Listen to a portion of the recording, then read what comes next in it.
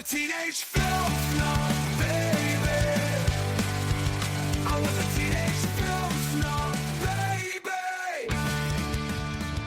Welcome to I Was a Teenage Film Snob. I'm James Chalmers, your friendly neighborhood film snob. And, oh boy, I've been doing a lot of solo shows lately, so it's time to get another voice in because you're probably sick to death of me, especially after I was wheezing like a maniac on the treadmill last time.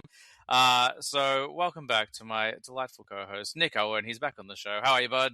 I'm very well, thank you, James. Got a lot to talk about. So much to talk about. We've seen a couple of movies together recently, and we got another big one coming up as well, which we might tease at the end. No Maddie this week. Maddie's got a few things going on, as I've mentioned in the episodes previously. If she wants to talk about it when she gets back, she can. But otherwise, we'll just say she'll be back soon. She's all right. She's okay. She just had a big year.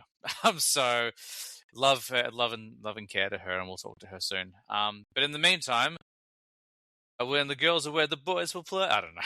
Couldn't even get through it. I was so embarrassed by saying it. What's our equivalent of that social media phenomenon that happened last year where it was like hot girl summer? Hot girl summer. Like a nerd boy winter, horror boy winter. I don't know. I'll take it because I got no ideas. You and I have been trying to get fit this winter, so maybe it's fit boy winter. Fit boy, yeah. You know what they say? Summer bodies are made in winter. I didn't know that, but I like it. You're not hanging around enough gyms. No, just myself. It's a really terrible name joke. I don't go to the gym at all. I do all my exercise at home. So, or like if I go for a walk, I might go for a long walk and stuff like that. I'm sure after doing a 20-minute episode from the treadmill last week, they want to hear more exercise stuff.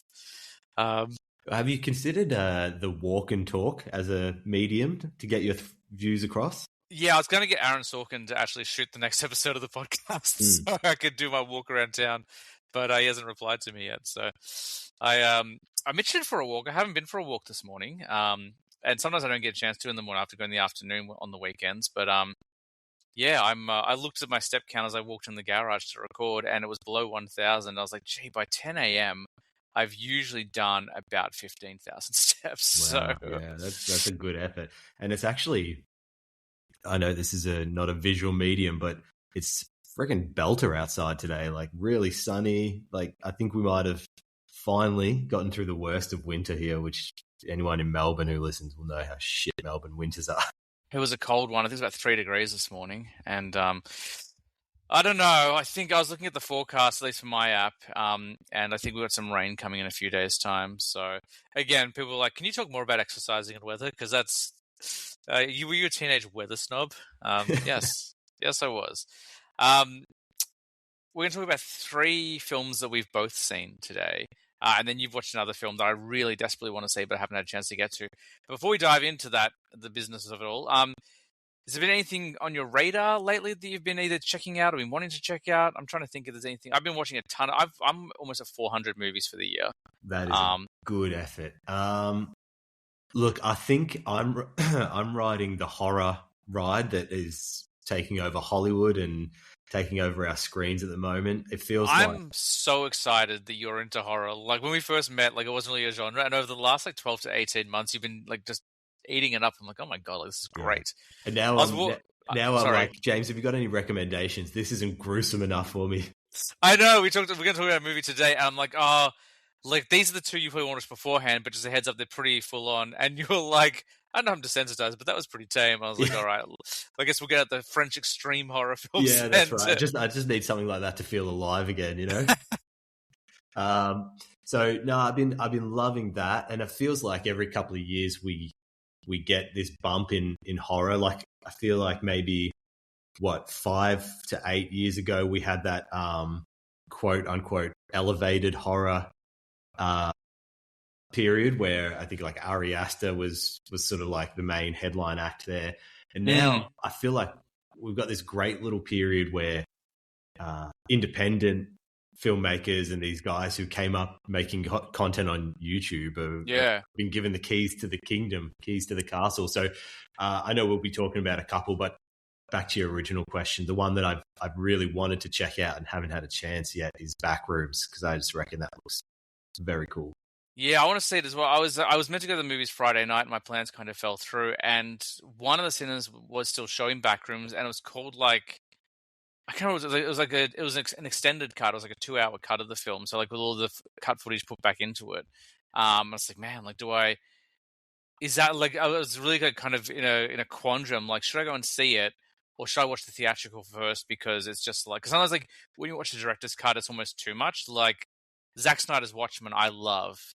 Director's cut, I think, is amazing, but sometimes I'm like, oh, do I need all that animated footage in there as well? Like, it's a 3.5 hour movie. The theatrical cut's pretty good. Um, and now I will often watch theatrical cuts first, and then if I dig it enough, I might go to the director's cut, but not always. Um, I think we've had a really good year for new voices, but also a return to form for like masters. Like we had some indie horror stuff in particular, which we're going to talk about. But then Spielberg came out this year, and just like knocked it out of the park. I was just like, fantastic! Like there's something really comforting about going and watching a Spielberg film. And like, the old dog's still got it. Like you Yeah. can just like walk in and like just be like, yeah, you remember me? You know what I can do. Here it is. Like, bang. And then obviously Nolan just had a big movie out. I don't know if anyone's heard of it yet. It's a little film. Never heard of it. Based on a hardly read book, which I guess we'll talk about in a bit. It's a good point you make about like these old masters releasing new films, because I think for us, Spielberg and Martin Scorsese, these filmmakers have just been a presence in our lives since we were born. Like from the time you're in primary school and it's a wet weather day and they bring out the TV with a VHS tape of like E.T. or the Goonies or those kind of old films. I just feel like now we're at that age. These filmmakers are getting on a little bit, and it's like you just got to appreciate what they do while they're still making films. Like you think about Scorsese or Spielberg, like they're not going to have that many films left in them. I hope they do continue to make films as long as they can, but something like Disclosure Day, you just got to enjoy it while it's here. Did you get to check it out yet? All right, I won't spoil. I really enjoyed it. For me, it wasn't so much a return to form, because I don't think he's ever really lost it, but I do know people have not enjoyed his output during the 2010s. I think people were a little bit disappointed. I loved The Fabelmans. I thought The Fabelmans was wonderful. People didn't like the fact that he made a movie that was kind of autobiographical. I was like, the guy's given us so much. Like, we can't tell one about a filmmaker. Yeah, well, all these films are autobiographical. Like, he's obviously got a lot of unresolved issues with his dad and those kind of things. But like half his movies are, the dad's absent, or it's about a separated family kind of thing. Yeah. But this one's probably less veiled. And there was that time when he was running away from dinosaurs. Like, obviously, he's what a storied life.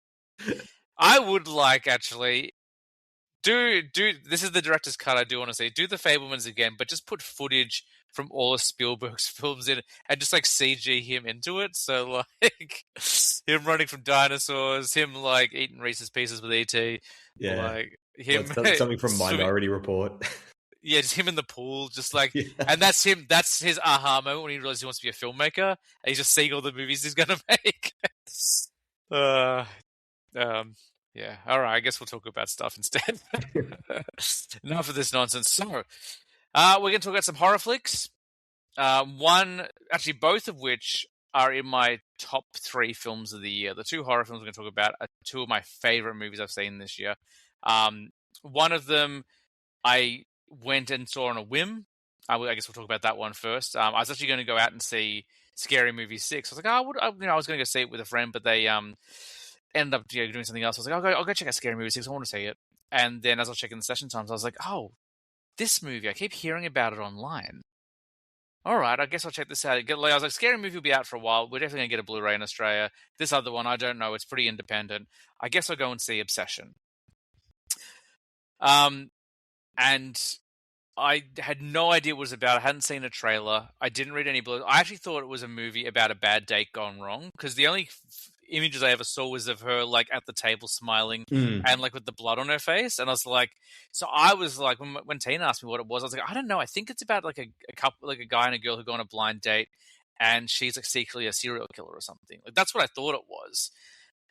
Nothing could have prepared me for what Obsession is. I guess I should put a pretty heavy spoiler warning. We're probably going to dissect all three movies we're talking about today into spoiler territory. Obsession's been out for quite a while. The second movie we'll talk about has been out for a few weeks, and then the last one's only just come out. But most people, just spoilers. Although the third one, the book's been out for 3,000 years, so you're probably okay. Yeah. I don't think that's quite long enough for everyone to have checked it out. Maybe a few more years.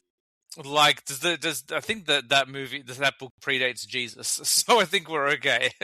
Even Jesus, was writing online comments about the anti-whitewashing or whatever it was. Oh man. So Obsession is the story of this guy he's a real piece of work, to be honest. Nick, he's a bit of an incel, as they say, and he's got just a bit of a no confidence loser, isn't he? Really. And he has a crush on a girl from work, and he doesn't have the guts to ask her out, which I think is a common, relatable thing. I think we've all been there. Like, we've all at some point, especially in person, like in the world of online dating and stuff like that. I don't know, like maybe it's a little bit easier because you're not face to face, but generally, like, quite an unnerving task because you're putting yourself out there, and like you got a 50% chance of hearing what you want to hear. So instead of asking her, he buys this magic device called a One Wish Willow, and I don't think he really believes that it works. I think he just thinks it's like kind of a hokey trinket. And he wishes not only that she would, the safe wish would have been, I wish she would reciprocate my feelings in a healthy way. But instead, he wishes that she would love him more than anything else in the whole world. And when you're dealing with magical objects and wishes, you got to be careful with how you do it, because what happens from that moment on is pure nightmare fuel, as far as I'm concerned. So directed by Curry Baker. I think it's Curry Barker, who has had mostly a career on YouTube, making YouTube videos, starring Indy Navarrete. I'm sure I'm butchering that, so I apologize in advance. I think it's Navarrete. Navarrete. Who, for me, hands down, there is going to be no other performance I see this year that comes close to what she does in this movie. She is, even if you don't like the movie and you don't like horror, like, it's like Toni Collette in Hereditary. It's just like, it's a magic trick what she does. What are your thoughts on the film? Like you, I didn't really know what it was about. I'd avoided trailers. It was hard to avoid the hype. I was locked in, and it's obviously made on a lower budget. It does look really great, but it's clearly like a lower budget kind of film. But I was 750,000 they made it for. So go. yeah, I'd love that much money in real life, but in movie life, that's pennies. It's not much at all. It is. I mean, that's got to be almost like a new record for percentage of profit versus spend. Yeah, this film is dominating at the box office. It's killing. I think they made $400 million or something. That is impressive. People are angry because they're finding out how much people involved got paid, but it's like, it was a gamble. Like, you didn't know you were going to get it. Like, and yes, it would be nice if they could get remunerated, like, and that'd be great. But what this cast will do is, if they've got good agents, is leverage this film into careers. Like, there's no way in the next 5 years we don't see Indy in like a dozen films. Like, I saw something that she's in talks with Marvel. I'm like, good. Yeah. Like, she should be. And like, I would be James shocked Gunn if Curry should be. Barker's next film wasn't significantly, like, I don't think they're going to give him like the keys to a Marvel film per se, but he'll definitely have the cachet to start making bigger and bigger films now. I thought I heard Texas Chainsaw Massacre. It was that, or like Nightmare on Elm Street, or like there was like you might be right. I think you might be right about Texas Chainsaw Massacre. I think it was Texas Chainsaw Massacre. Like they were like, here, do it. Like, you got the chops.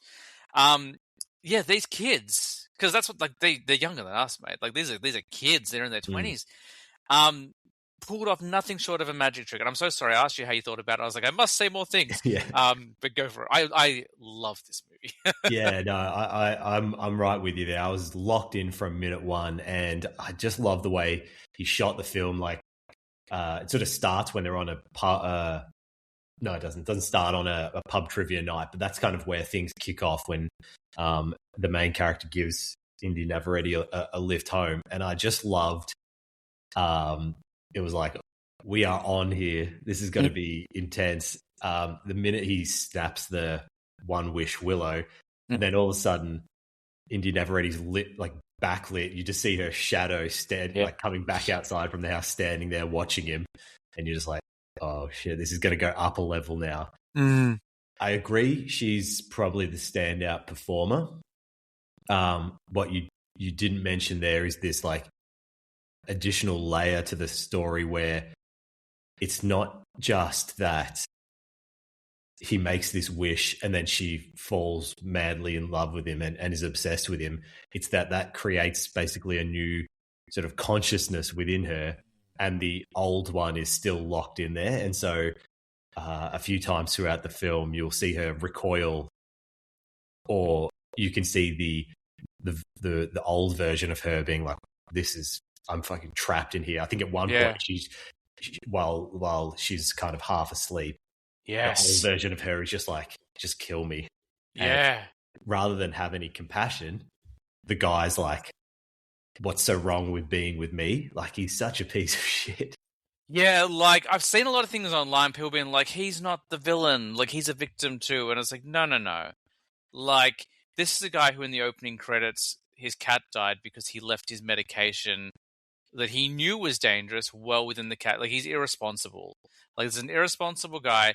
And, like, yes, we should feel sorry for him in many places. Like, he's clearly had a lack of influence in his life to help him, like, build, like, strong connections with people and stuff like that. But he makes bad decisions. And even if you do feel sorry for him up until that point, the minute he has the opportunity to free her and doesn't, like, pure villain. That's that's his villain origin story right there. The use of makeup and lighting, you mentioned lighting a little bit already, like with her shadow, is so incredible. Like, hands down for me, the scariest scene is when he wakes up and she's standing in the corner of the room. Yeah. And the stuff, nightmare fuel. the stuff that she does, just like the volume of her voice, like she's not shrieking like or doing like she's just yelling, but it's like, oh my god, like it's so like guttural and like with purpose. That scene, that's terrifying. I covered my eyes. I don't cover my eyes in films ever anymore. And I was talking about it to someone the other day, because it's not that the scene there's anything scary on the screen. I was scared of what was going to happen next. I was like, oh, you're about to like really get me, and I'm preparing for it. That whole sequence is messed up. When he comes home and she's been standing there all day, what will I say? I've been in conversation with one of the makeup artists from the movie, because she liked a review that I posted. And I can't say that she's definitely going to be on the show, but the question has been asked. But that's about all I can say. But like, everyone talks about the weird face in the corner in the night. That everyone talks about the car window, which we'll talk about. Everyone talks about the peeing. But the bit that really upset me, the most that really like disturbed me, was when he came home and how sweaty she is. She's just like this layer of like grime on her, and like you can see like it's like she's been fighting with herself all day, like the internal struggle of like I'm not in control of my own body and I'm literally pouring with sweat trying to escape myself. Like, that messed me up pretty badly. And she's got like puke on her, like it's just, oh man, it's so. And her, not to just wax lyrical about Indy Navarrete here, but these reactions when he gets invited to a boys' night, and he's just like cowardly, trying to, basically he doesn't want to take her because through his own actions with the wish, she's become way too much for him to handle. And so he's like, "Oh, it's a boys' night. I was thinking I'd just go on my own." And she just like screams from like another room. The Yeah. intensity is, yeah, it's a wonderful performance by her. I mean, I don't possibly she'll start to get some nominations for acting noms as well. I'm sure, in one hope season. so. Like horror, sadly, is very rarely smiled upon. We did have Michael B. Jordan win with Sinners last year, but like I think the biggest one, I mentioned it before, but Toni Collette in Hereditary is probably the biggest snub we've seen in recent times. Mm. But everyone is talking about it, and I don't just mean horror fans. Like everyone is talking about her in this film, so hopefully there's enough push. I did hear that Curry Barker has been trying to get the awards kind of, because you've got a campaign. You've got a campaign for it. So I believe he's trying to get the campaign going for the film, which he absolutely should. Like, there's just so much wonderful stuff in there. And like yet another thing, like we had a Nora only a few years ago, and Sean Baker, the director, was like, "You don't need $20 million to make a movie. Like you could like," and this guy made one for less than $1 million. Like think about how many Obsessions we could make, you know, with $20 million, more than 20. Yeah. Just off the top of my head, if my maths is correct, more than 20. And I hope this is like, I feel like the last year or two, I've been noticeably like less enthusiastic about like the whole Marvel Cinematic Universe and big IP franchises. And I hope this is a sign that things are starting to change, because I just think the last 5 years, movie going has become so homogenous. It kind of feels like you know what you're going to get with all these big budget superhero. And that's not to, there's been some really great films in that. But I love the variety in it. You don't need to spend $100 million just to make a film. Because I think absolutely, that's what has put us in this place in the industry where that kind of middle has dropped out of filmmaking, where, you know, there's a specific film I always think about when I'm making this point, and please disagree with me if you want to, but do you know the film The Rock with Nicolas Cage? Yeah. I'm like, or like Face Off, or these kind of films like that, where it's like, it's a 2-hour action film that's not tied to anything else. It's self-contained. Like that's just, I don't know why, that's just the example that I always think of. You don't really get that film anymore. Yeah, but you know what? If they had made Face Off, you know, in 2017, we would have had Face Off 2 and Face Off 3. Like, because John Wick was that. Like, John Wick is a perfect example of a film that was like, it came out of nowhere, hit really big, people dug it, was made inexpensive, and now there's 3 sequels and a spin-off movie. Which, don't get me wrong, they're great films, but it seems like anything that kind of captures the audience's attention, the studios are immediately like, well, let's put a number 2 on that, you know? You know, I think Marvel in particular, sadly, has perpetrated it quite a bit. Like James Cameron definitely started it when he proved you could earn $1 billion at the box office with Avatar. All the studios were like, "Oh, well, let's gear towards that." So that's definitely the first thing. But Marvel broke the sequels curse. Like there were a couple of good sequels. Obviously, Dark Knight we had a few years before, same year as the MCU launching. We know Godfather 2. We had a few rarities and stuff like that. Spider-Man 2, although people are mixed on that, but I think Spider-Man 2 and X-Men 2 are better than the first ones. But Marvel were like, hey, here's Captain America Winter Soldier. Here's I was going to say, here's, well, you know what? I think that might be the only one in that first batch that is actually better. Because Iron Man 2 is not as good. Thor 2 is not as good as the first one. Oh, it's probably about the same. I think that the difference is these all, like, whether they were as good as standalone movies is definitely debatable, but they carried us. They did serve a purpose. They carried the whole overall story forward. Yeah, absolutely. And it wasn't even like they're not as good, but it's like they're good enough. Like they're entertaining enough where even though they maybe weren't as good, they made more box office because it was that build, and it was like that hype train. Like everyone was getting on board. Everyone was like, all right, we got to get into this now because they're doing something we've never seen before. And like just that excitement kept building. They're like, who's the Guardians of the Galaxy? I don't care. Like it looks cool and it's got a Marvel name on it. And they rode that. They rode it. They're still riding it. They're just not getting as many passengers on that train anymore, sadly. But that being said, Spider-Man Brand New Day's out. The 4th Spider-Man movie is coming out in a couple of weeks, and that looks great. but yeah, I agree with you. I always think of my example is so wildly different to yours. I always think of Made in Manhattan, um, which is like the $30 million rom com, which you don't see anymore. Like, what was the last rom com you saw come into films that was for like maybe not all ages, but was it like wasn't like a raunchy rom com like The Materialist maybe last Yeah, year? that was actually what I was going to say, the Materialist. But I think the difference is now is like, or the drama, like But that's more adult. That's like an MA, isn't it? So yeah. But the Materialist was, I don't. Did you see that? Like not yet. It's that on my list, but I haven't got to it. that was a drama wrapped up in a rom com. Like Yeah. that had some pretty gnarly themes underlying it. Hmm. Yeah, I just feel like it's not happening as much. Or like, I bought a bunch of Blu-rays because I always buy Blu-rays. I just rewatched Billy Madison for the first time in probably 20 years. And I was like, man, like they would never make a movie like this today. And we saw it with Happy Gilmore too. Like Happy Gilmore 2, I don't think is the car wreck that a lot of people say it is. It's not as good as the first one, but there's definitely lots of good things in it. But it's very much a film by committee. You can tell, like you can just see it. Like it needs to have this reference, needs to have this reference, needs to have all these cameos. Like there's so many cameos in that film. I was like, they're all sports guys. I had no idea. Like, is that an actor? Is that a cameo? Is this important? I don't really know.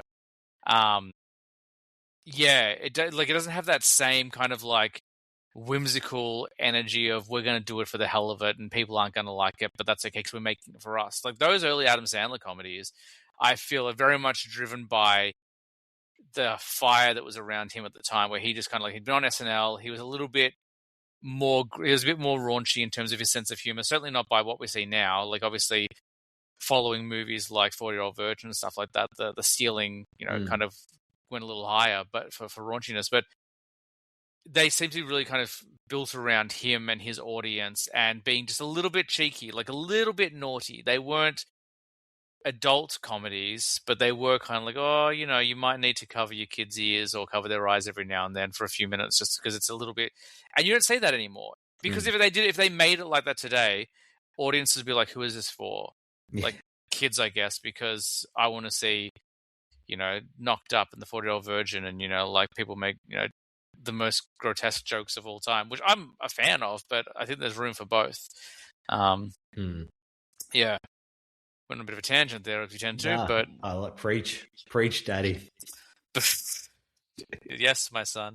I think to wrap up Obsession, I like more power to Curry Barker. I hope this is a sign of things to come. And if you haven't seen it, we've kind of spoiled it, but we've left the ending. Oh, sorry. The one thing that like I didn't want to talk about was how gnarly the car window smashing scene is. So now that you've seen it, I can, because I said to you, we went and saw the next movie we're going to talk about is Evil Dead Burn, and there's a sequence in that which is really brutal. We're talking about it, and I didn't say it to you. I'm like, I can't believe I saw the same thing happen twice in 2 movies this year, and that's what I was alluding to.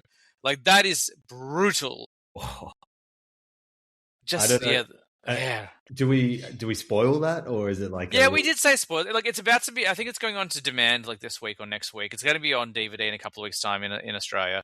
I think it's already out in America on DVD. So there's a moment where Bear, the main character, sneaks out after the conversation with Indy Navarrete's character. I've forgotten her name now. What's her name? You just watched it, didn't you? Why am I forgetting it? Nikki Freeman. Nikki, that's right. Yeah. I mean, what's the nickname he gives her? Oh, I can't remember now. She hates it. Freaky Nikki? Freaky Nikki, that's right, yeah. So he sneaks out after the conversation with her where she's like, kill me, and goes and meets up with another girl who is genuinely interested in him. And if he had to just like step back and looked at his situation, like would never have to use the one wish, where it could have just been with like a lovely girl who's into him and cool and like accepts him for who he is and stuff like that. And they're having a talk, and while they're talking, she's kind of flirting with him, and it's insinuated they're going to hook up. And then out of nowhere, the window behind her explodes. This brick comes in, and you just see like Nikki grab her by the neck and smash her face into the brick. And you're like, oh, man, repeatedly. Well, you're like, oh, she's hitting the face of the brick. That's going to like knock her out. Well, she's still hitting her.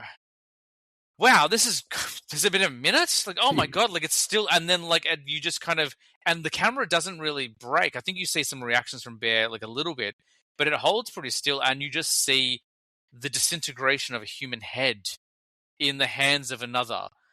And it's just wild, and it comes out of nowhere. It's easily the most shocking moment of the film. And that's after like My Little Food Critic and stuff like that. There's some pretty full on moments in there, but that one in particular, like Jesus Christ, like that's yeah. That's rough. I mean, dare I say it, you are seeing the limits of what a $750,000 budget gets you. It's like I don't know. I thought it looked really good. I was like, that looks like, for whatever budget they've got, I think they did a really good job. Like it definitely it delivers the impact that it's trying to do. Like you are speechless after that sequence. Yeah. It happens so quickly, you don't really have time to kind of take in everything that's going on, but it's just like, geez, like, all right, that's where we're up to. Because it's not a particularly violent movie. Like, there's not a lot of gore. Like, up until that sequence, I was like, wow, it's actually pretty tame. Like, I wonder if I got an MA. And then, like, that happened, I'm like, huh, that is why I got an MA. Yeah. Andy Richter is also in this movie. It's worth noting.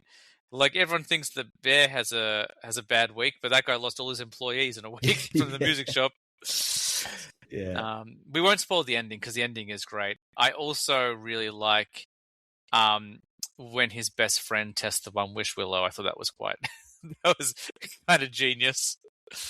Oh, with the I wish for $1 billion. Yeah. He's like, nah. I like these. I wouldn't mind that. I could take $1 billion. Yeah, tell me about it. No, don't even need that much. Like, just enough to to do this full time. It's a triumph, man. I came out of it so excited, so excited and scared, and like my heart racing and just like my head buzzing. I was just like, man, like that became the number one film of the year for me. I was like, there's no way anything's going to come close to this movie. And then you and I went and saw Evil Dead Burn. So how familiar were you with the Evil Dead franchise before Burn came out? Look, not really familiar at all. Like, I haven't seen the original ones with Bruce Campbell. I sort of, as I often do before we are going to go check out a movie, I hit you up and said, look, I've probably got a limited amount of time to cram for this exam. What should I go to? And I think you said either the original or the original remake, or yeah, I think I said, look, there's a lot of reasons to go back to the original one. Like, the original one is probably is one of my favorites. So there are two camps with Evil Dead. There's the camp that loves how goofy and silly it gets, and there's those who don't. And those who don't are in the minority. I'm in the minority. Most people like Evil Dead being silly. I don't. So 2 and 3 aren't as important to me as they are to other fans. I like them for what they are, but the first one to me is like the perfect level of like messed up and horrifying, and like, again, talking about independent films like this. He made this for $500,000, the first one.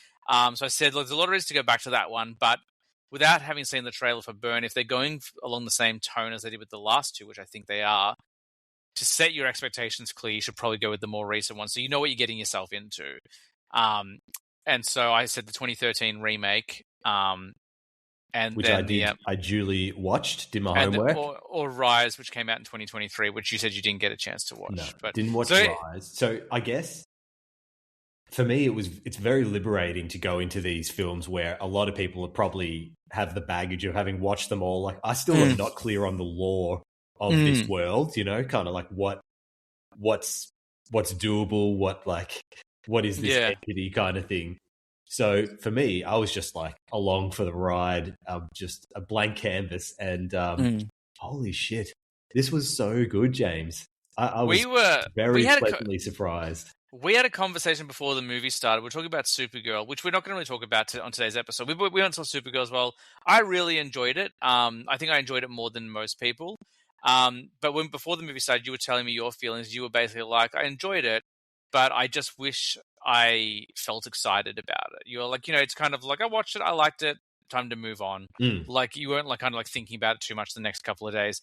And then as we were watching Evil Dead burn, this feeling you described before the movie, I started to feel like very early on.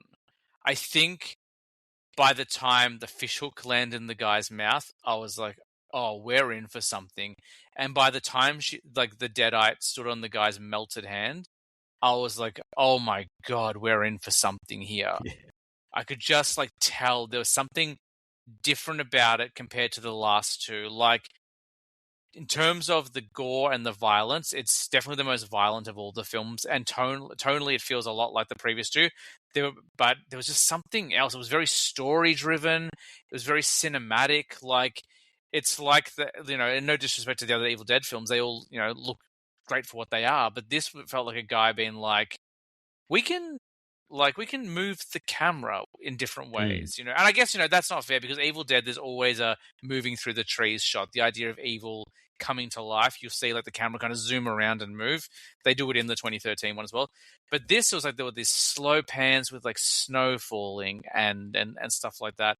And just as every scene progressed, I found myself getting more and more excited to, by the time the dad goes nuts in the house the first time, I was like, oh, I think it's about to get very dangerous in the cinema. And it does in the most beautifully visceral way. Yeah, it does. See, but to me, this is the peak of the last 10 years of horror that I've watched and I've observed, where it's pulling from, like, you can see elements of Hereditary in here, in like the sort of trauma that the family is going through. There's elements of everything, and it elevated this movie to be better than it was, much better than it had any right to be, as just like the third film in the remake series. Yeah. There are so many just like inventive things in it. Like for a number 6, it's the 6th film in the franchise. Third, if you want to say it's part of a new trilogy, that's fine. You can do that. But even so, it's either the 3rd or the 6th film. Either way, we're not doing new stuff by that point normally. But you've got, and we're going to spoil stuff again, the whole car sequence where Dad goes nuts in the car, and like from the second he slams the door on her hand, like, and you heard the whole cinema jump as like her fingers fell off, like to the headrest, to him coming home and just like shooting himself again and again. We're talking massive spoilers. We said spoilers at the start. Like, I was just like, what is this film? And then this incredible sequence in the bathroom where the mum is possessed, and she grabs the daughter-in-law by the head, and the camera follows her up the wall. It's almost like Inception, the way the room's twirling. There's just so much fascinating stuff. I'm shocked that the film has received such middling reviews. There are two camps to this film. People love it, or they don't. There's no real middle ground. Like, and me personally, like, I think it's the best of the new trilogy, and I would put it on par with the original for me. I just think there's so much going on in it. I think the performances are really good, and in a franchise that is built on cruelty, that's what the Deadites are. They're just these kind of beings of pure malice and cruelty. They found a way to continue to spin it and do different things, and not necessarily scary in terms of jump scares, but definitely like vile and unpleasant and deranged. Speaking of just going back to our conversation from Obsession, where someone's head gets disintegrated, we see the son get his head pushed into a disintegrated head in this.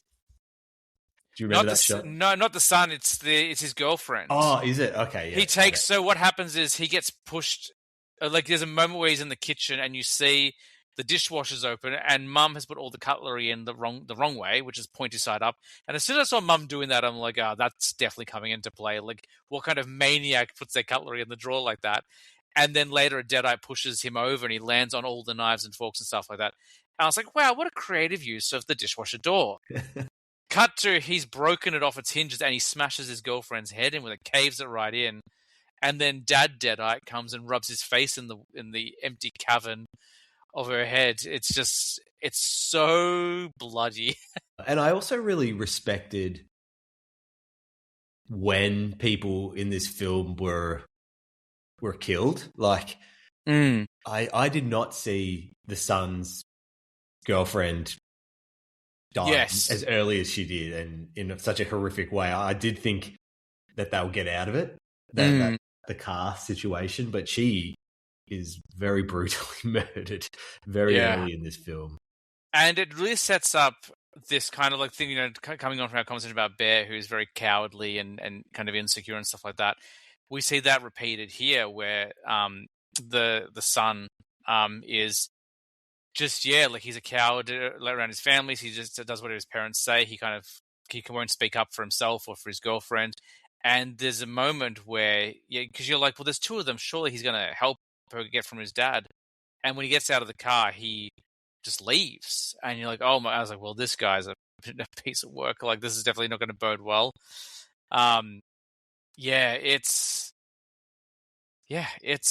something else. The only kind of critique I have of the film is I think they should have ended it 10 minutes earlier.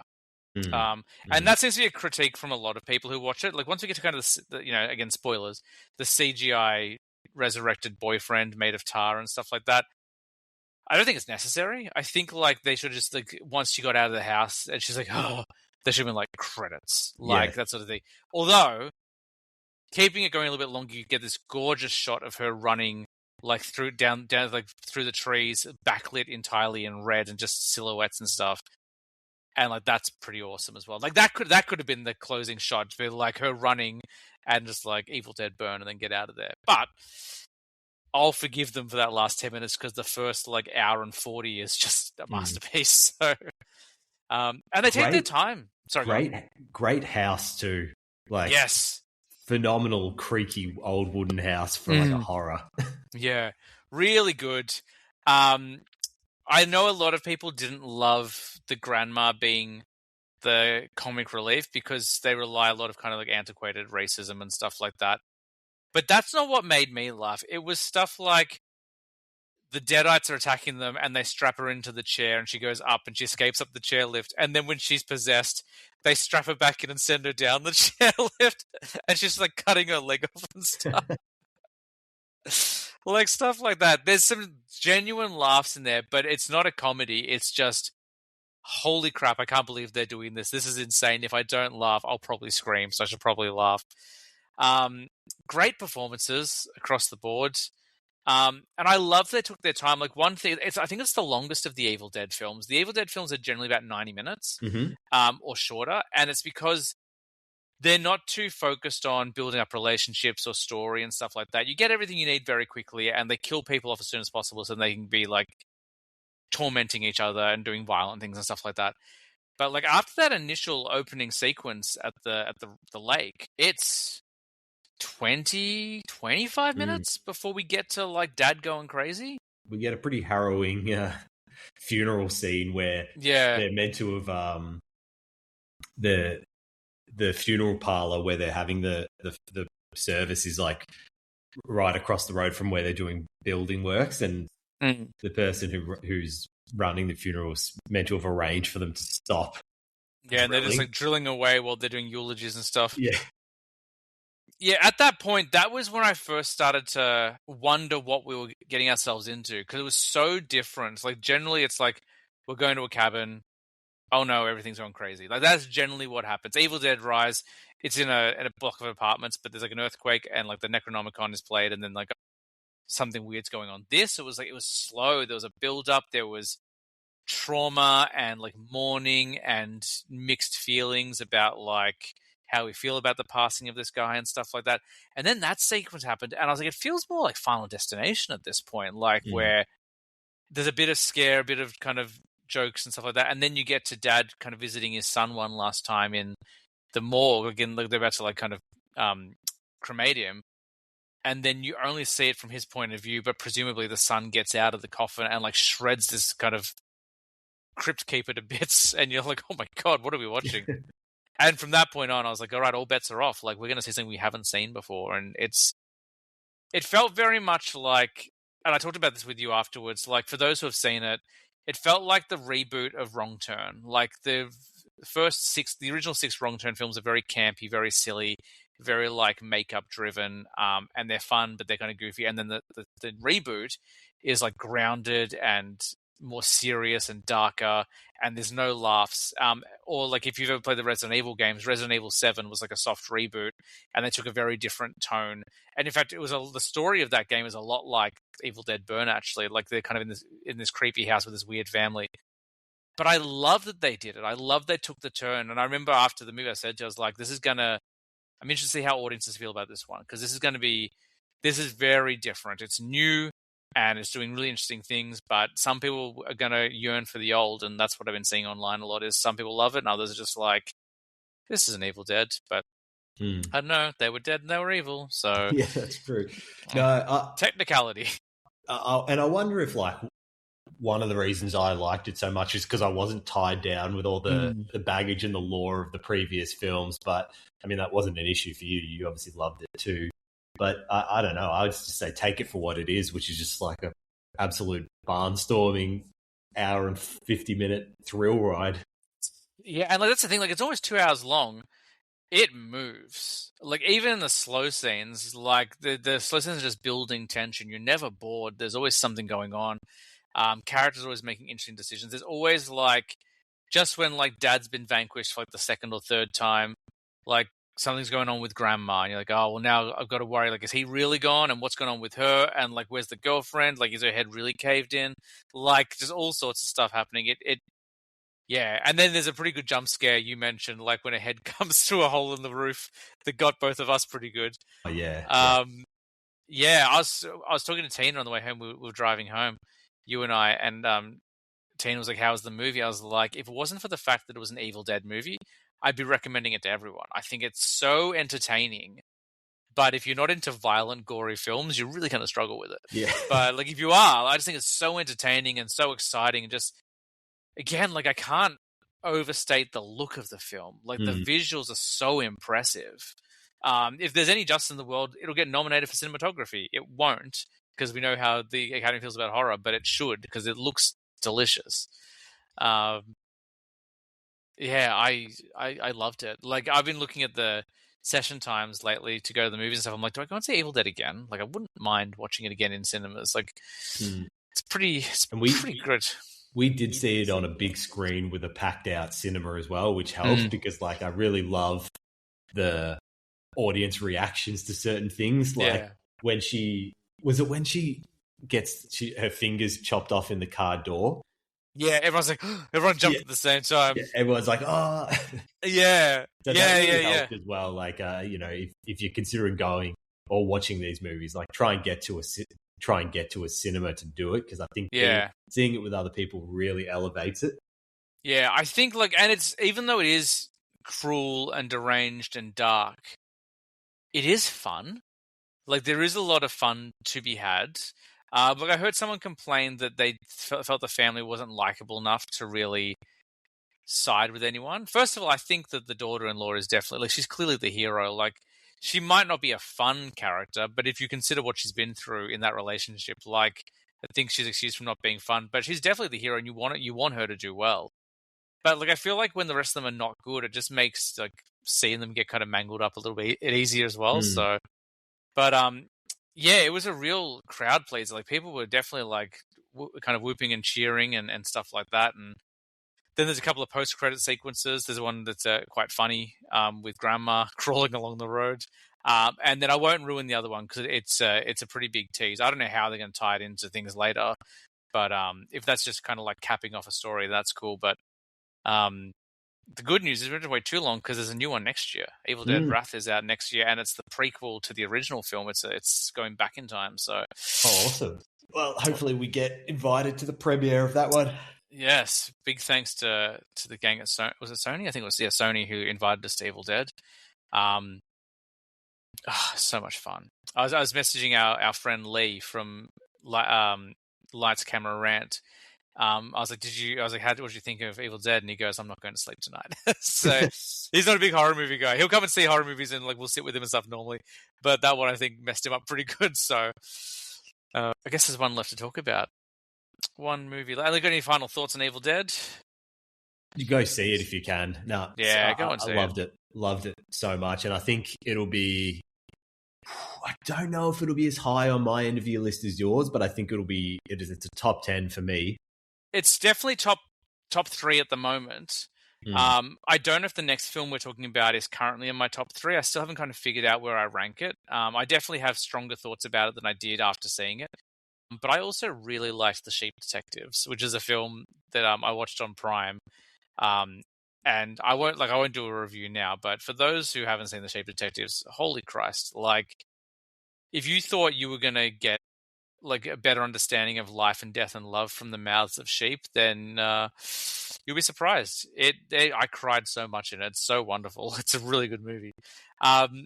Before we go into the last film, you watched another horror film. Did you want to talk about that one? I did. I saw Hokum, which was another one I'd had on my list for quite a while. I did see a trailer for that when it came out, and I was really excited to see it.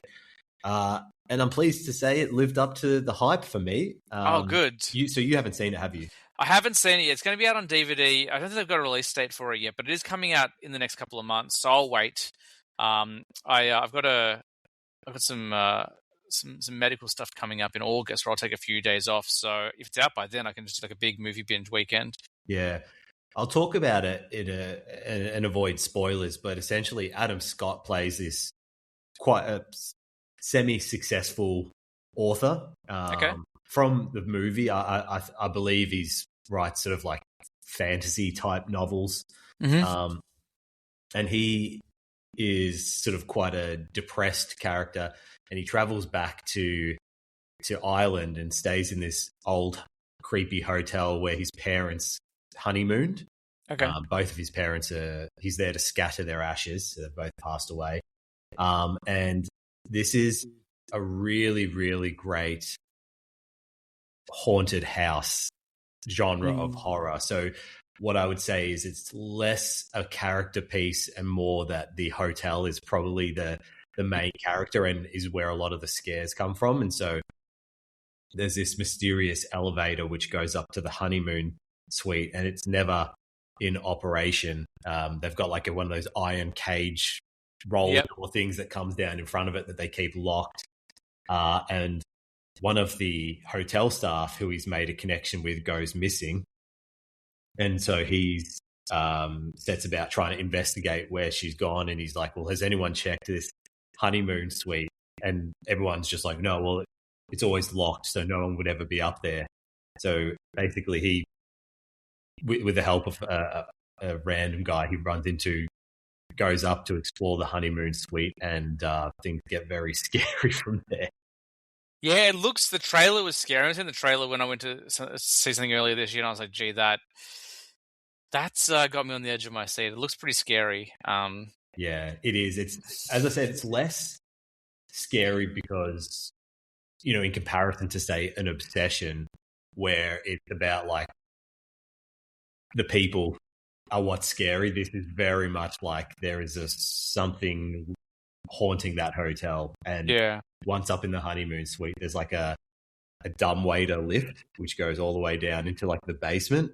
And that's just not where you want to be. Yeah, for sure.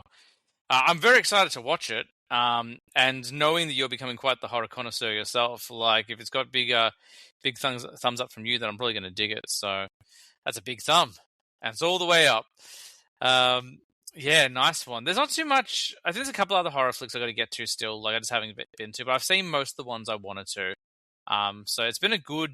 Yeah, we've eaten well as horror fans this year, as they say. I don't know if there's much left in terms of horror coming out. There's got to be something around Halloween time, surely.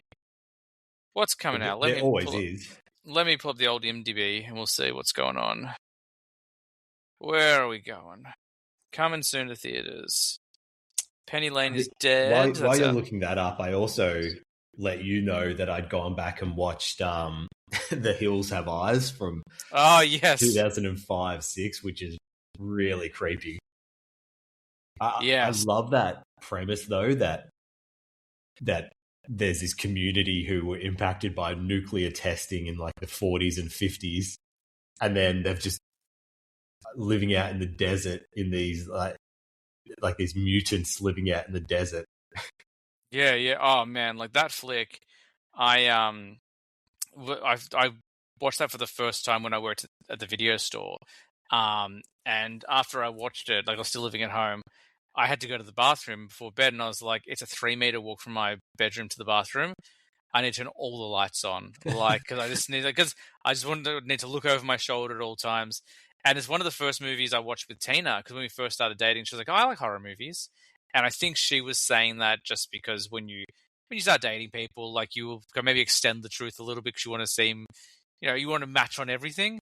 And it's like, "Oh, have you seen Hills Have Eyes?" She's like, "No," and we got about halfway through to the point where the mutant's eating the grandma's heart, and she goes, I don't think I like horror movies. And I was like, fair enough.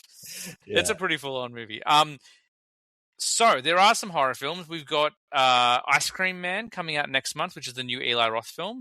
And in the trailer, children eating brains. So that looks cool. Mm-hmm. We've got Insidious, and that trailer is terrifying. We saw that trailer before Evil Dead. You and I were both getting pretty scared there. The new Resident Evil film by Zach Kreger. That's going to be good. Yeah, I can't wait. Like Barbarian, I've pre-ordered my Barbarian Blu-ray because it's finally coming out. Weapons, he's 2 for 2. Let's see if we can get 3. And then there's one more, Clayface, which is the DC movie, the Batman villain Clayface. It's gonna be like a body horror film. So we got a couple of good ones coming out. I've actually only seen the first 2 Insidious films, so I'm a little bit behind on that franchise. But Resident Evil, I'm very keen for. Even though they just rebooted it not too long ago, this is like another one again, another reboot. I just enjoy all those films for what they are. Even like the weaker ones, I just like that. I think that was Resident Evil might have been my first horror film. Like I remember borrowing that from Video Easy when I was 14 years old, which was illegal, but they let us do it. So. Because they didn't check for ID or anything. And from that moment on, I was just like, oh, I want more of this. So I'm very excited for that. All right, we're going to shift away from horror, though there is some horror to talk about probably. We're going to talk about and spoil arguably one of the biggest films of the year. I think the only films bigger than this, well, actually the only film bigger than this is probably going to be Avengers Doomsday, maybe Dune 3. Christopher Nolan's The Odyssey. I would say this is the most anticipated film of the year. I think that those other movies that you mentioned are all IP. I mean, this is the original IP, isn't it? That's it. Literally the first piece of IP.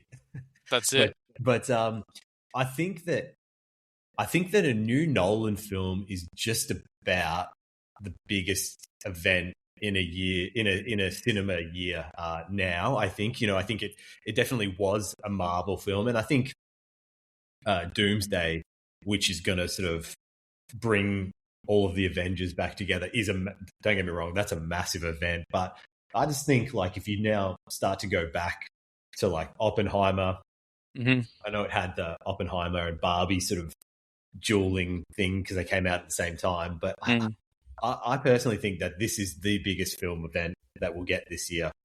Well, we talked about before Spielberg had a film out, and like people weren't talking about it at all. Like Spielberg had a film out, but then Nolan's. I think you're right. Although that being said, in a week's time exactly, we're going to get the Doomsday trailer, so we will see. Because next weekend is Comic-Con weekend. The trailer is dropping at their Hall H panel on the Saturday, which is our Sunday. So we may see the tide turn a little bit. But yeah, I do agree. I think in terms of general audience, of both like film snobs and just general audience alike, this is probably the really big unifier. Like there's obviously a small pocket of loudmouths who aren't happy with race and sex and stuff like that. But they're unhappy about everything in life, so we can't take them too seriously. Yeah, Nolan. I didn't watch any Nolan films before going to see this. I was going to, and then after rewatching all the Evil Deads and all the Marvel stuff, I was like, you know what? Like maybe I don't have to watch all of anything anymore. Maybe I can just watch the things I want to watch. So that being said, I have since watched Batman Begins, and I do, and Insomnia, and I've got Dark Knight coming up next. So maybe I am watching all the Nolan stuff. I went in relatively unfamiliar. I know the general earmarks. Like I know about the Cyclops. I know about some of the magic stuff, and I know like about like a man's journey home and stuff like that. But I've never read the Odyssey, and I would certainly call myself far from a scholar. Like I was going in pretty blind with this, and I don't know whether maybe I should have done a little bit of preparation because I definitely left the film with questions, for sure. But it is hands down maybe one of the most visually breathtaking films I've seen in my life. Like visually, it doesn't get better. The sound, like he didn't use Zimmer for his score. Like he usually uses Zimmer. Did he use Zimmer for Oppenheimer? No, I think he's mainly used Ludwig Göransson. Yeah, Yeah. well, certainly maybe from Tenet onwards. Maybe. Okay. I'm not sure whether. Because Ludwig Göransson. I know he's kind of big break was Black Panther, Ludwig Göransson. But if you look back to his history, like the first stuff he was working on was Community, which is one of my favorite sitcoms. Like so to go from that to like Odyssey, and the music is incredible. Like it feels like a 3-hour long soundtrack. It never ends. Like it never really stops. There's so few quiet moments, and there's a sequence in the final act with some drums where I was just like, "Oh my god!" Like I'm going to explode. I think my soul left my body for like that yeah. whole 20-minute sequence. It was just that's another observation I'd make is that this is a long film, like as a lot of Christopher Nolan films are. This clocks in at probably just under 3 hours. Yeah. And it is constantly moving. Like I don't know if you picked that up on the first watch, James, but I was never bored, and it didn't feel like 3 hours. I can't remember one shot that was more than 15 seconds. You know, there was no sort of like no introspection of the characters to sort of like letting us like marinate on a feeling with them. It was just constantly moving, and I think that might be the limitation of the IMAX camera, which only allows you to shoot for about 3 minutes at a time. Well, that's probably doesn't help. But I think that. But I did notice that there's a lot. I was like, wow, they're cutting a lot. There's so many cuts in this. Like this would have been like what a gargantuan task. Like the editor went through their own Odyssey, like to get this film delivered. But I think, and that's probably why both you and I've seen a couple of reviews as well who came away similarly, is like it's a magnificent achievement of a film. Like as you say, like I don't think there's many people in our lifetime watching movies who could have pulled this off, this scale and scope. But I think that like you almost need 2 viewings of it. One is to just experience. It's so overwhelming. Yeah, it does. It comes at you. Like I feel like I need another viewing now to actually take in the story. Because it does drop you in, like a lot of Nolan films. It drops you straight in, and you know, I don't know if you're expected to have a bit of an understanding of what the Odyssey story. Like I haven't read the original source material, and you know, apart from like Troy, yeah, I don't know the story, which everyone's hating on now. It's like it's such a terrible film, and I'm like, I don't know, like I enjoyed it, like, and then I saw someone online was like, only bigots like Troy. I was like, maybe like people just like movies. Like I'm sure a lot of bigots do like Troy, but not everyone who watches Troy is a bigot. Like, do you know what I mean? Like some people just like to see Brad Pitt throw a sword into a dude's neck. Like that's kind of fun. Like it's in the first 15 minutes. It's great. Yeah, it's a lot, and I will say, and I don't know if this is my final thought. I'm still compiling it, but I think one of the biggest problems I had with the film, and this is not a negative review, I loved it. And when we walked out of the cinema, we were both like, I don't know how to feel about this. We just didn't have thoughts to kind of put together yet. And the more I think about it, the more I really, really dug it. I don't know if it's a top 3 Nolan film for me, but I really, really enjoyed it. I think its biggest flaw, though, is like the aforementioned Black Panther, the lead character is maybe the least interesting part. I think the problem I have with Black Panther and the problem I'm having with Odyssey is Odysseus is too good a man. He's not really flawed. Like he makes mistakes, but then he just apologizes and moves forward. Like he doesn't really. He has challenges, but his own sense of being is not really challenged until we get to the end. And when we got to that third act, and when we start to kind of see his introspection and stuff like that, and why he didn't come home. Spoilers. I said spoilers a bunch. That's when he gets most interesting to me. But like honestly, the most interesting story for me was Telemachus. I was like, bring back, like, keep going back to him. Like, that's where I wanted to be a lot of the time because he is flawed. He's the son of this great warrior, but he's not a great warrior. Like, he can't speak up because if he speaks up, he'll get murdered in front of his mother. Like, he can't claim the throne because the throne will get taken from him. I find him to be a vastly more interesting character because he wants to be so much like the father he never met, but he has no idea how he would measure up to him if he even could, and if his father would like him, and no one else seems to like him, and even his mother like is very dismissive of him and stuff like that, to the point where he has to like sneak out. Like that to me is the hero's journey. Like that's the journey for me, is like his story. Which I don't know if that's meant to be the takeaway because it's Odysseus' story, but I just found myself connecting far more with Tom Holland's character. I don't know, like, what thoughts do you have? Yeah, I mean, I would say if I was to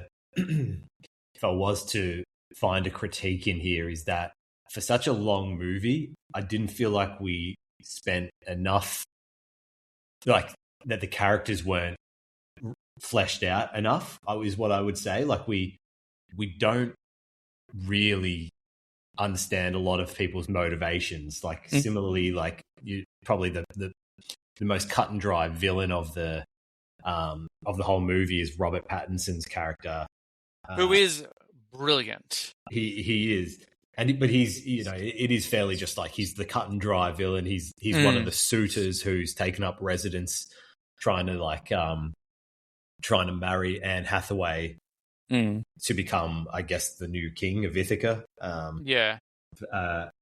But like, no, we don't really spend a lot of time with any one character bar Odysseus. And as you say, like I would say he's flawed in a way that, like, when they leave the beaches of Troy, when they return from the war, he could have just they could have just followed Agamemnon home and gotten old home. Benny Safdie in that mask. You never really see his face, but you see his eye at one point. I was like, is that Benny Safdie? Yeah. And it absolutely is. That's crazy. It's his hubris and it's his arrogance where it's like, no, we'll just go another way home, and that's what starts the Odyssey. That's true. You are right. Like, it's not that he's not flawed. I just felt like, his decision making, his judgment might not be the best, but I feel like as a man, like, he never really breaks. He's always just like the good hero. Like, I don't know. Like, that's the problem I have with Black Panther. I'm like, just tempt him or something, or make him make a bad decision. Yeah. Like, and then I guess while I'm speaking, and I don't know if this is a critique or if it's just that, like, I didn't have a very thorough understanding of the original source material, but I felt like the way that the Odyssey, and when I'm talking about that, I'm talking about their sea journey, was structured, was like, it was almost episodic. It was like they're in the boat, they land on a shore somewhere, a mysterious shore, and then they encounter a mythical creature, and whether that's the what's the one-eyed fellow called? Cyclops, thank you. Yeah. Which was a cool sequence, or those massive soldiers in armor that just tore a boat apart with their bare hand.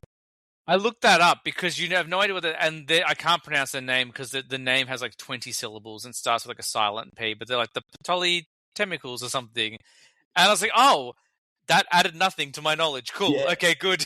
Like, so I think that also, the way that was structured is like, they were great little adventures, but I was like, what do I take away from that encounter with those massive soldiers? Maybe that's just my need for, like, I don't like to be left in the dark about something, but I was like, who are they? What's their history? Like, what's their relevance to the world that we're in at the moment? I found by and large the mythical and magical stuff, for the most part, was my least favorite part. I found it to be really jarring because, and I don't know whether it's because going into a Nolan film, with the exception of The Prestige, which in and of itself is a magic trick, he tends to do things incredibly grounded and realistic, like Interstellar and Inception and Prestige, whilst abstract concepts, feel very organic and natural to the world. Like it's set up the rules are set up very clearly very early on. So even if there are twists and surprises, it still fits within the rules. With this, it takes so long. There's no explanation of like there are beasts out there. Like they talk about like the sea people a little bit, and then obviously we find out who the sea people are at the end. But for the most part, like as far as you know, it's just Grace, and then like suddenly there's a Cyclops, and I believe it was a puppet, the Cyclops, if I read correctly.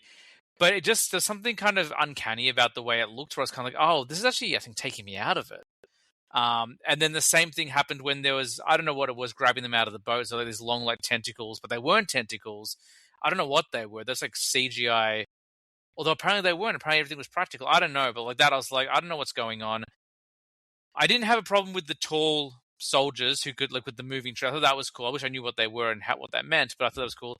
The standout sequence for me in all that was the Cersei sequence when they get to and you see like a lion and a tiger and stuff like that. Like that, all of that was amazing. I loved all that.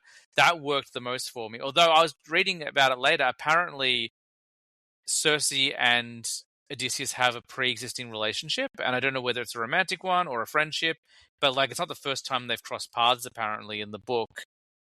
But there's none of that in the movie, so I was just like you said, like, oh, in the next episode of their adventure, they met a crazy woman who turned them into pigs. Like that sort of thing. I mean, that sequence though, where she is molding them, so surreal. Where like they're obviously running low on supplies because they're on this journey where they just can't get home, and so they're hungry. And she's like, "I've got plenty of food," and all these soldiers are just stuffing their face. It's really uncanny. Like it's very surreal and grotesque, almost like the way they're eating. They're like just stuffing this food into their face, and then she starts to like reshape them into pig while they're doing that. It is bizarre. It's by far the most bizarre sequence in the whole film. For a transformation sequence, though, like whenever you see like transfiguration or like the changing of like humans into animals, it's normally like a wavy spell or like a shade of color or like kind of like a flicker. The idea of the witch getting hands on with them and manually changing them, I thought was such a stroke of genius. Like it looks so good. It is maybe the standout sequence in the film for me. Like, oh, actually, there's a pretty cool sequence at the end, as well with a bow and arrow. But like it does stand out because it is so different, and it makes me like we talked about Nolan a few years back when you and Maddie first came on the show together, and we did all the Nolan films. And I said I want to see him do something horror, like that's what I want to see him do, and we got to taste it with that sequence. And now everyone online is saying like, why isn't he doing horror? Like that was such a body horror thing. And I was like, guys, I've been saying it for years. Like we need to get Nolan doing horror, and apparently he's entertaining, and apparently like he is saying that like that's a genre he'd like to go into. Yeah, I mean, I don't know if we're done talking about the film yet, but more broadly, not at all. More broadly, where to next for Nolan is a good question because, like, like Oppenheimer, the Odyssey, you can't really get any bigger in terms of spectacle and complexity of stories and the amount of moving pieces. I mean, I can't even imagine how they filmed this on IMAX, solely on IMAX film. Like it must have been just an incredible feat of production and scheduling, let alone how to actually capture it. So maybe it's time to sort of do something a bit of a smaller scale. I was thinking like film noir detective story, like go kind of small, like go back to his origins with like The Following. Horror, obviously we've talked about. Do a musical, why not? Do a musical. Has he done? Oh yeah, he did. He's done Aliens. He did Interstellar, which has like sci-fi and stuff like that. Yeah, I don't know where he goes. There's definitely the tree is ripe with fruit for him to pick. Like he like whatever he chooses, like people will follow. Like even with the negativity surrounding this film, those voices may be loud, but they're few and far between. Like most people are very much into this. So. Well, do you think there's another filmmaker out there who is a bigger draw than the people in the movie? Like I was trying to think about this because like, you know, when a new Christopher Nolan film comes out, that's what we call it, a new Christopher Nolan film. It's the Christopher Nolan film. And I was thinking about that. Like, is there someone else who is bigger than the movie or the stars in it when you're talking about it? I think maybe I don't know if he'll still, after all the controversy, maybe not. But I think at a time Quentin Tarantino, like that would be like the new Tarantino film. I think like, and he gets some pretty big names in as well. But like that was a brand for a long time. Again, I know like he's said and done some weird things in the past few years, and people have definitely turned on him as a person. So I don't know whether he has that same draw that he did, but that's a name that I think for a long time, if you saw that name, like it didn't matter who was in it. Like Robert De Niro is in a Tarantino film, but you don't think about that. You think about like, oh, it's another Tarantino film. Yeah. Spike Lee, perhaps on a smaller scale, like, but I don't think I think he's relatively niche. Like if you don't know Spike Lee, like I think a lot of people don't know Spike Lee. Yeah, it's a good question. Like Spielberg would be the other one, perhaps. But that might be about it. Like, but again, we had Disclosure Day, and I don't know how many people even knew it was a Spielberg film. But I would say, George, and maybe George Lucas. I don't know whether he still carries any weight with that name or he not. Just doesn't make. Yeah, you know what? Now I think about it, like a new Scorsese film is always a big event. So I sort of like maybe that's not the most accurate statement, but he is the draw card. But I would just be interested to see where he could go. I think you're right. Like a hard boiled detective, like a crime story would be pretty cool because I mean, we haven't had any twists for the last couple of films. Like Tenet was incredibly twisty, but then Oppenheimer pretty straightforward. This one pretty straightforward. So it might be time to dip the toe back in the water, unless he feels like the Batman trilogy was too detective-y for him. But I don't think there was that much detective work in those. I think that was more villain led. But I do agree with you. I think you are right because I think Nolan, whilst there are other directors that are maybe bigger than the films themselves, I think from a level of consistency, I think Nolan probably delivers.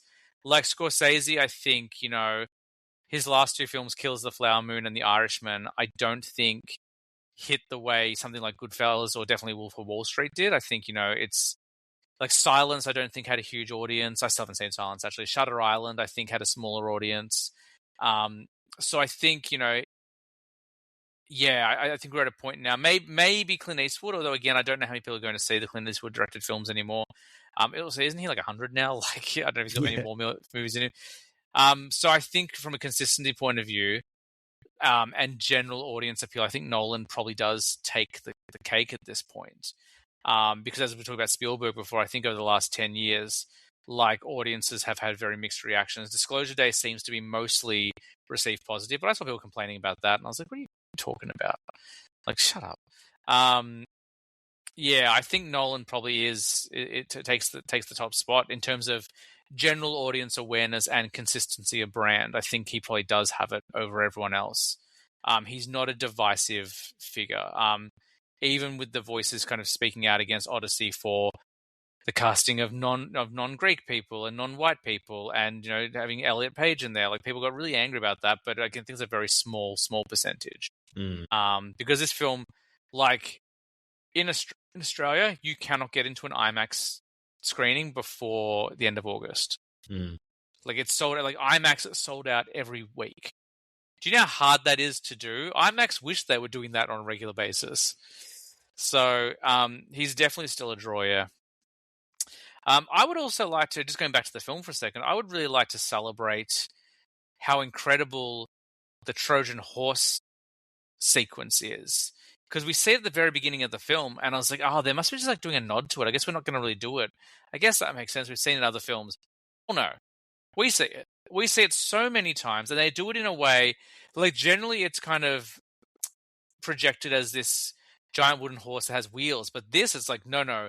They had to drag this thing on logs, but like it's so beautiful. And there's this incredible sequence where they cut inside the whole horse, and like all the soldiers are stuffed in the horse, which we know from like all the different versions.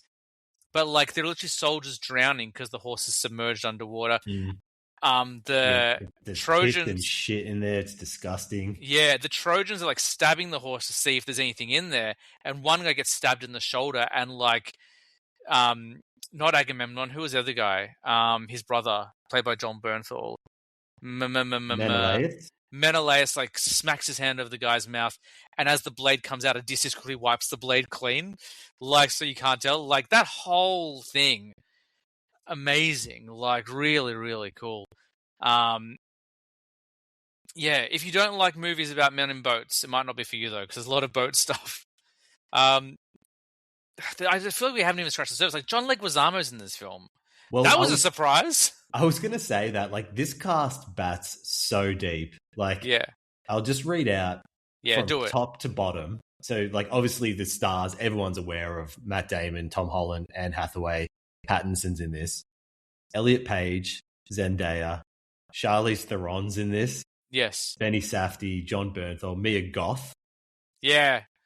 And she's Timosh- great. She's only for like 5 minutes. She's great. Like Timosh Patel. he's fantastic. He is so good. Lupita Nyong'o plays two characters. John Leguizamo. Samantha Morton's fantastic. Yeah, she's great. Cersei. I mean, I could go on, but that is a stacked cast. There's definitely more. Like there's even more. Like I thought it was great that Leonardo DiCaprio came out as Cobb at the end to link the films together. He spun his little top, and then you don't know what's real anymore. Yeah.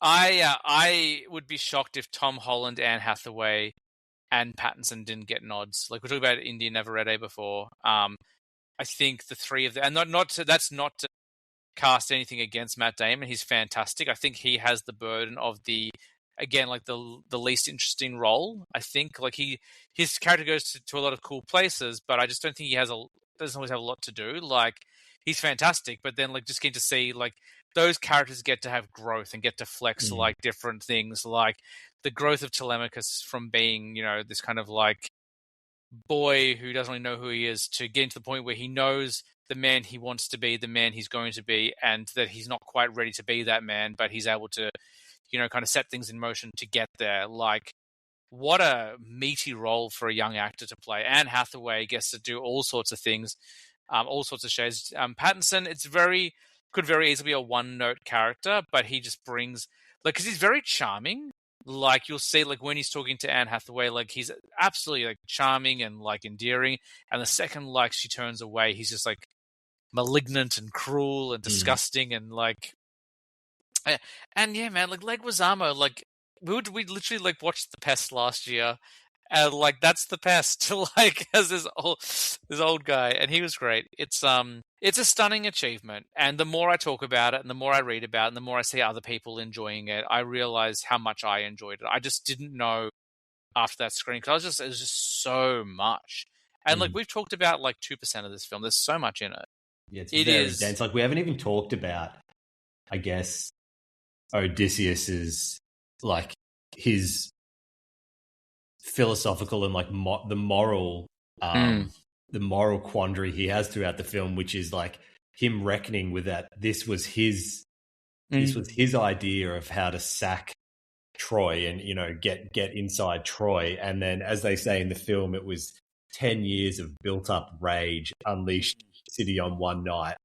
And like I think if I understood this film correctly, there's this unknown enemy throughout the film called the Sea People who are coming, and what it is well, that's them.